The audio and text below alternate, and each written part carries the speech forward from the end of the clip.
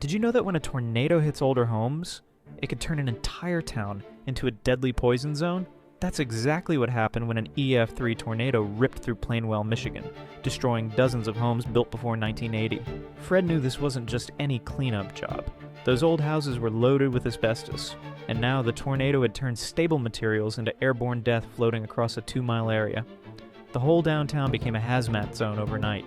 Fred coordinated with EPA and FEMA to set up air monitoring stations throughout the town. Industrial air scrubbers ran 24/7, while his team used specialized equipment to safely collect every piece of contaminated debris. Residents couldn't even keep their clothes because asbestos fibers had settled on everything. Cars, sidewalks, neighboring houses that weren't even hit by the tornado, all contaminated. Every single property in the impact zone needed environmental testing before families could return home. It took months of careful work, but Fred made sure every family could safely come back to their neighborhood.